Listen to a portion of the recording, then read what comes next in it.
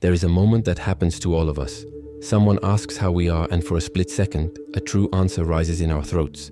Something about the weight we carry, about the loneliness that inhabits our busy days, about the fatigue that doesn't go away with rest. But then, in an automatic reflex, the real answer dissolves. "I'm fine," we say. And the person goes on with their life, and we go on with ours, carrying back inside that something that was almost said. It wasn't just politeness or social convention that turned our truth into "I'm fine." It was something deeper. It was the silent discovery that words cannot convey what is really going on inside us. Who has never sat in a doctor's office trying to explain a pain and realized that it hurts here doesn't even come close to the reality? Who has never tried to tell someone about a moment of extreme beauty? A sunset, a child's smile, a song that seemed to understand our soul, and felt the words wither in their mouth. It is one of the most subtle forms of loneliness, being surrounded by people who speak the same language as us, but discovering that our most intimate experience remains incommunicable. It's as if each of us lives locked inside our own private world, desperately trying to signal through the bars of language. This isn't just the frustration of those who don't know how to express themselves well. It's the human condition. It's the discovery that we were made to feel much more than we can say. And maybe that's why so many of us live with the nagging feeling that we're never really understood. But there is something even more disturbing about this story. Because it's not just that words fail. It's that they make us believe they can do everything. They create the illusion that if we can't explain something, it's because it's not real enough. As if our inability to translate an experience into concepts is proof that that experience doesn't matter. What if this is completely wrong? What if the problem isn't our inability to express ourselves, but our blind faith in language as the measure of all truth? From an early age, we are trained in a belief that seems as natural as breathing, that words are meant to describe things as they are. We learn that red is red, that sadness is sadness, that love is love. We grow up in a kind of silent contract with language, where it promises to give us the tools to translate our experience, and we promise to trust it. This belief is so deep that we rarely question it. When someone asks us what happened, we automatically start turning our experience into words, as if it were the most natural thing in the world, as if words were transparent windows through which reality could pass intact. But watch a child trying to explain a nightmare. They talk about monsters, about darkness, about fear, and even using all the right words, something essential is lost. The terror that woke them up in the middle of the night, the specific texture of that fear, the way it took over their entire being, that remains inexplicable. The child knows that something much more intense happened than their words can convey. We adults have learned to accept this limitation. We create the illusion that if an experience cannot be explained well, it probably wasn't that important. We develop a kind of emotional amnesia, where we forget the intensity of what we have experienced as soon as we try to translate it into concepts. This is what Aristotle failed to see when he defined truth as the correspondence between words and reality. He created a perfect logic for a world that does not exist, because reality is never generic enough to fit into a word. Every moment of sadness is different from every other moment of sadness that has ever existed. Every red we see has its own intensity, its own temperature, its own way of touching our eyes. But words are by nature universal. They need to work for millions of people describing millions of different situations. They are like one-size-fits-all clothes that never fit anyone properly. And yet we insist on believing that if we choose the right words, we will be able to express exactly what is going on with us. Perhaps that is why we live in a culture obsessed with communication. We think that all our relationship problems, all our existential crises, all our feelings of incomprehension can be solved if we just learn to communicate better. As if the problem were technical rather than fundamental. The uncomfortable truth is that language does not fail by accident. It fails by design. It was made to be useful, not to be true. To allow us to survive in society, not to allow us to be completely understood. And perhaps that is the source of a modern angst that we rarely manage to name. The constant feeling that we live in translation, as if our real life takes place in a secret language that no one else speaks. And all we can offer the world are impoverished versions, frustrated approximations of who we really are. But if this is true, if language is really insufficient, why do we continue to rely on it as if it were our only bridge to the world? Imagine a translator who needs to convert a poem from a language that has 20 different words for love into a language that has only one. No matter how skilled they are, something fundamental will be lost. The nuances, the emotional textures, the meanings that live between the lines. All of this disappears in the conversion process. Our mind works like this translator. It receives the total complexity of our experience, with all its indefinable colors, overlapping sensations, emotions that have no name, and tries to package it into familiar concepts. It's a process that happens so quickly that we don't even notice it. Between the moment something touches us and the moment we know what we feel, there is a silent operation of translation. Kant called this understanding. It is the part of our mind that organizes the chaos of experience into categories that make sense. Without it, we would be lost in an avalanche of disconnected sensations. But the price of this organization is high. Everything that does not fit into the conceptual drawers of our mind simply disappears. Think about the last time someone very close to you died. In the first moments before the word grief appeared to explain what was happening, there was something pure and unclassifiable, a specific strangeness, an emptiness that had its own geometry, a longing unlike any other longing that had ever existed. Then the concept arrived, and suddenly your unique experience became just another case of grief, catalogued, filed away, explained. It's not that the concept is false. It's just that it's too small for the immensity of what really happened inside you. It's like trying to draw the ocean on a piece of paper. The drawing may be technically correct, but the experience of being in the ocean, the salt on your skin, the endless sound of the waves, the feeling of smallness in front of the horizon, all of that is lost. Notice how this happens all the time. An argument with someone we love quickly becomes a relationship fight. A moment of deep contemplation becomes introspection. The strange feeling we get when we wake up in an unfamiliar place becomes disorientation. It's as if our mind were a labeling machine, sticking generic names on absolutely unique experiences. This labeling process is so automatic that we don't even notice its violence. Violence in the sense that something alive and complex is forced to fit into a form that was not made for it. Like picking a wild flower and pressing it in a book, it becomes identifiable, classifiable, but completely loses its essence. The irony is that the more educated we become, the more words we learn, the more refined our ability to betray our own experience becomes. We develop a sophisticated vocabulary for feelings, create complex psychological taxonomies, learn to name our traumas and our joys, and with every new concept we acquire, a slice of our raw experience disappears. It's as if we've traded the ability to feel for the ability to classify. We know dozens of types of anxiety, but we've lost touch with the specific texture of our anguish. We know the names of various types of happiness, but we've forgotten what it's like to be overcome by that joy for no reason that sometimes comes out of nowhere. There is something deeply melancholic about this, because the more sophisticated we become at naming our experiences, the more distant we become from them. It is as if each word we learn is another step toward exile from ourselves. The emotion expert who can no longer cry spontaneously. The therapist who analyzes their own feelings as they feel them. The person who has read so much about love that they have lost the ability to fall in love without questioning every sensation. Perhaps that is why children seem to live more intensely. They have not yet fully developed this system of conceptual translation. When a child is sad, they are simply sad, without categorizing, without analyzing, without turning sadness into an object of study. Experience and awareness of experience have not yet completely separated. Watch a child crying because their ice cream fell on the floor. There is no theory behind that sadness, no analysis of the meaning of the loss. There is only the pure experience of disappointment lived with the whole body, without conceptual mediation. And for that very reason, it passes quickly. It does not stick in the mind, being chewed and rechewed by understanding. This is also why we so often feel more understood by a song than by a conversation. Music does not translate our experience. It resonates with it. It does not try to explain what we feel, it just creates a space where our feelings can exist without needing to be justified verbally. If you find all this too abstract, pay attention the next time you try to explain to someone why a song moves you. Notice how ridiculous the words seem. It's like trying to explain a color to someone who was born blind. You'll say things like, "It reminds me of something. It's the rhythm. The lyrics speak to me." But none of that will really capture what happens when that song plays. But there's something even more disturbing about this translation process. It's that it doesn't only happen when we try to communicate with others. It happens all the time, even when we're alone. Our own consciousness works in concepts. So it's not just that we can't explain to others what we feel. It's that we can't even directly access our own feelings. We live in a layer of removal from our own experience.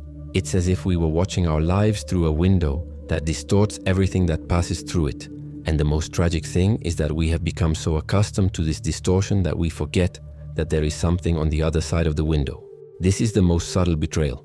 It's not just that concepts are insufficient to translate our experience. It's that they make us forget that there is something beyond them to be translated. It's as if the impoverished version gradually becomes the only version we know of ourselves. There is a silent curse that befalls people who discover the limits of language. They begin to feel trapped inside their own heads. It's as if they have been condemned to live in a library where all the books are written in a language they half understand but never fully master. It is the specific loneliness of those who think too much. It is not the loneliness of those who are physically alone, but of those who have realized that even when surrounded by people, even when speaking the same language, even when sharing the same cultural references, there is an unbridgeable gap between what happens inside their heads and what they can communicate to the world. Kant experienced this loneliness in an almost extreme way. He spent his entire life trying to map the limits of what the human mind can know, and discovered that we are prisoners of our own mental structure. We cannot step outside ourselves to see things as they really are. We can only see things as our mind allows us to see them. This discovery is both liberating and despairing. Liberating because it explains why we so often feel misunderstood. It is not our fault. It is the human condition. Despairing because it reveals that true communication, the real encounter between two consciousnesses, may be impossible. It's like living in a house with windows that can never be opened. You can see the world outside, you can even describe what you see to other people who are also in their closed houses, but you can never be sure that they are seeing the same thing. Each mind is a unique architecture, with its own distortions, its own filters, its own limitations. Observe the people around you trying to explain themselves. At the bar table, in the psychologist's office, in a relationship fight, in a conversation with a close friend. All of them gesturing, searching for words, frowning with the frustration of those who know that something important is being lost in translation, as if they were foreigners trying to communicate in a language they learned from books but never lived. The modern tragedy is that we have specialized in this foreignness. We have created an entire culture based on the illusion that we can know ourselves completely through concepts. Therapies that promise to translate our emotional complexity into diagnoses. Relationships that require us to explain our feelings as if they were technical reports. Self-help that sells the idea that we can hack ourselves if we just understand our mental patterns. But what if this whole project of rational self-knowledge is a sophisticated way of distancing ourselves even further from ourselves? What if the more we try to understand ourselves conceptually, the more we lose ourselves? There is something paradoxical about the modern obsession with self-knowledge. Never has a civilization spent so much time trying to understand itself, and never has a civilization seemed so lost about who it really is. We have multiplied psychological categories, created endless personality tests, developed apps to monitor our moods, and yet we are left with the feeling that there is something fundamental about ourselves that remains inaccessible. The mind trying to understand itself is like an eye trying to see itself. It can use mirrors, it can study anatomy, it can understand perfectly how vision works, but it will never be able to have the direct experience of seeing itself seeing. There will always be a distance, a blind spot, a place where the observer and the observed meet and merge. Perhaps this is why the most intelligent people often seem the most melancholic. It is not that intelligence causes sadness. It is that intelligence sharpens our perception of this conceptual prison. The more refined our capacity for analysis, the clearer the distance between who we really are and who we manage to be through words. It is as if intelligence were a lens that allows us to see more clearly, but at the same time reveals that this clarity is always partial, always limited by the lens itself. The philosopher who deeply understands the nature of consciousness, but remains a mystery to himself. The psychologist who maps the mechanisms of the human mind, but cannot decipher why he wakes up at 3 in the morning with that nameless anguish. It is an existential loneliness that no company can cure, because it is not a lack of people around us. It is the discovery that even those closest to us can only access a translated version of who we are. As if each of us were a country with its own language, and all communication depended on imperfect interpreters. And perhaps the cruelest thing is that this prison becomes more solid the more we try to escape it. Every attempt to explain ourselves better, every effort to be more precise in describing our inner experience, every new word we learn to name our mental states, all this only adds more layers between us and our direct experience. It's as if we were digging a tunnel to freedom, but every movement of the excavation only made the walls thicker. The person who studies meditation to find themselves, but ends up lost in concepts about presence. The writer who wants to express their deepest truth, but finds themselves a prisoner of their own words. But perhaps there is a way out of this prison. Perhaps the problem is not that we are trapped, but that we still believe we should be able to escape. There is a moment that happens rarely, but when it does, it changes everything. It is when we encounter something so intense, so complete, so inexplicably perfect that our mind simply stops. It cannot process, cannot categorize, cannot translate. It remains there suspended, as if it had found something greater than its own capacity. It could be a sunset that looks like it was painted by a force that understands colors that don't exist. It could be the face of someone we love in a moment of deep sleep, when all defenses disappear and only the purity of existence remains. It could be a song that touches places in the soul we didn't even know existed. It can even be the sudden realization of our own existence, the strange and impossible miracle of being here, conscious, alive. Kant called this beauty, but not beauty in the superficial sense we have learned to use. Beauty as revelation, like the moment when reality reveals itself so fully that our concepts become irrelevant. It's as if the world says, stop trying to understand me, just live me. In those moments, something extraordinary happens. Words are not lacking, they become unnecessary. It's not frustration at not being able to explain. It's a kind of deep relief at discovering that there's something that doesn't need to be explained. As if we finally had permission to stop translating our experience and simply inhabit it. It is in that instant that we understand, without understanding, that our conceptual prison was not a condemnation. It was a preparation. All those failed attempts to express ourselves, all that anguish of being misunderstood, all that exhaustion of living in translation, all of it prepared us to recognize when something transcends the need for translation. Beauty is proof that there is a truth deeper than anything we can say about it. It is the direct experience that there are dimensions of reality that can only be lived, never communicated. And that is not a limitation, it is a liberation. Because if everything could be said, if every experience could be perfectly translated into concepts, if every truth could be captured in words, what would be left to experience? We would live in a completely mapped world, where there would be no more mystery, no more discovery, no more possibility of surprising ourselves. The incommunicability of our deepest experience is not a bug of the human condition. It is its most precious feature. It is what forces us to be present, to actually live, rather than just think about life. It is what keeps our intimate experience truly intimate, protected from the invasion of concepts. Think of all the moments in your life that really mattered. How many of them could you adequately explain to someone else? And how many of them would you like to be able to explain? Isn't there something sacred about the fact that your most precious moments remain yours untranslatable, impossible to share completely? It's as if each of us carries within us a secret treasure, the totality of our lived experience with all its inexplicable nuances, its indescribable beauties, its unnameable pains. And this treasure cannot be stolen because it cannot be communicated. It cannot be diminished because it cannot be compared. It cannot be lost because it cannot be translated. Perhaps philosophy and art exist not to solve the problem of incommunicability, but to reconcile us with it, to remind us that there are things that do not need to be said to be true, to teach us to value what cannot be explained, to respect what cannot be understood, to love what cannot be possessed through words. In the end, the question is not why we cannot say what we really feel.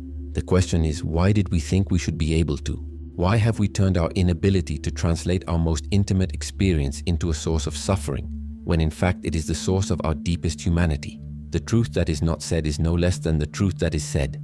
It is infinitely greater. It is the truth that dwells in the silence between words, the space between concepts, the mystery that remains when all explanation is exhausted. And perhaps it is precisely there, in that wordless place, that we find our truest home. Not in the prison of concepts, but in the freedom of what does not need to be named to be real. Not in the imperfect translation of our experience, but in the experience itself, untouchable and complete. Beauty teaches us that some truths can only be whispered by silence. Have you ever had a moment when you felt something so profound that words seemed unnecessary? Write about it in the comments. If you've made it this far, you've already taken a step beyond most people. You watch the videos. You reflect on each idea. Now the question is, how far do you want to go with this? If you want to take the next step and truly apply this knowledge to your life, the codes of the White Rabbit are ready for you. The link is in the pinned comment. Remember, success is a decision. The choice is yours. Count on me and follow the White Rabbit.